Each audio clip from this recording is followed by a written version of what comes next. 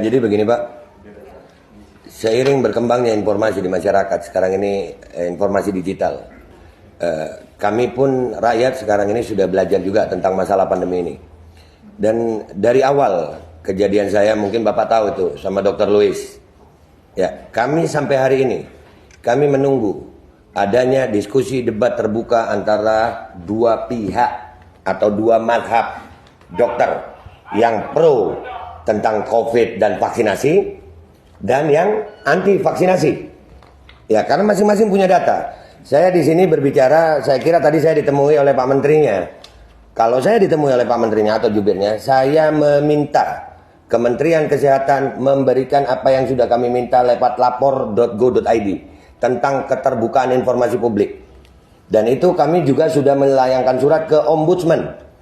Ombudsman juga akhirnya merekomendasi. Artinya di sini ada beberapa hal yang kami perlu pertanyakan masalah pandemi. Yang pertama masalah PCR, keakuratan PCR. Yang kedua masalah efikasi vaksin. Yang ketiga masalah kontrak vaksin pemerintah Indonesia dengan produsen vaksin. Dan penggunaan EUA, Emergency Use Authorization. Kenapa harus dimandatorikan? Kenapa harus didaruratkan?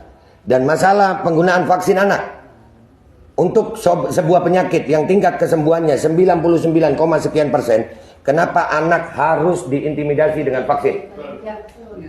Anak Indonesia bukan anak yang penyakitan. Anak Indonesia anak yang sehat. Dan tidak sedikit Pak, kami sekali lagi tidak anti vaksin, kami anti pemaksaannya. Andai kata vaksin ini dilakukan secara sukarela, kami tidak seperti ini Pak. Kami jadi curiga dengan isi vaksin justru karena adanya kebijakan-kebijakan yang merubah negara demokrasi Pancasila ini. Yang mana demokrasi Pancasila ini berbeda Tuhan, kita harus toleransi Pak. Tapi dengan adanya vaksinasi, rakyat Indonesia sekarang ini, perbedaan vaksinasi sudah ada diskriminasi dan intimidasi. Kami sudah sering Pak melihat kesian rakyat didatangi ke rumah-rumah dengan pakaian seragam tentara. Itu belum sakit udah sakit duluan, takut. Iya, kayak datengin maling. Ini masalah vaksinasi mentinya. Iya, Kementerian Kesehatan loh ini. Kenapa, apa hubungannya dengan TNI?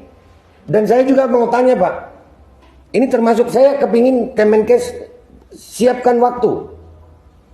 Kami mau diskusi debat terbuka dengan Kemenkes dengan data dan fakta, bukan hanya seperti ini. Siapkan waktunya, disiarkan untuk seluruh rakyat Indonesia. Kami akan datang dengan tim terbaik kami. Kami akan bongkar semua data kami. Dan silakan Kemenkes bantah. Dan saya menuntut hari ini ada perjanjian tertulis antara saya dan Kemenkes. Kapan waktunya, dan kalau nanti di diskusi debat terbuka itu kami salah, saya Babe Aldo bertanda tangan rela dipenjara seumur hidup karena telah mengacaukan kekacauan, menyebabkan kekacauan bagi seluruh rakyat Indonesia. Jadi itu yang saya tuntut. Saya tuntut adanya, kan kita di negara demokrasi Pak. Bapak menerima kami dengan baik, kami pun senang ini Pak. Alhamdulillah, ini yang kami cari dari beberapa waktu. Saya berteriak-teriak di medsos, tapi lucu Pak, saya berteriak di medsos bukannya dipanggil, tapi dibungkam. Medsos saya dihilangkan, bikin lagi, dibungkam lagi, bikin lagi. Kalau saya memang melanggar hukum dengan kalimat dan narasi saya, kenapa saya nggak dipanggil polisi? Kenapa pihak Kemenkes tidak mau memanggil saya? Apakah memang karena saya benar tapi didiamkan? Atau kalian tahu apa? Nah, ini yang perlu kami diskusikan. Kehadiran kami di sini sekarang ini Pak, khususnya kami ini yang masalah vaksinasi. Kami menuntut keterbukaan informasi publik dan itu dilindungi oleh undang-undang. Ada KIP, undang-undang KIP ada. Ya, jadi kalau saya mewakili sebagian ibu-ibu ini, kami menuntut adanya diskusi terbuka antara pihak Aliansi Rakyat Menggugat dan tim dengan pihak Kemenkes yang disiarkan untuk seluruh rakyat Indonesia. Kita akan bawa tim terbaik kita melawan tim terbaik Kemenkes untuk berdiskusi. Bukan untuk debat biasa aja Pak.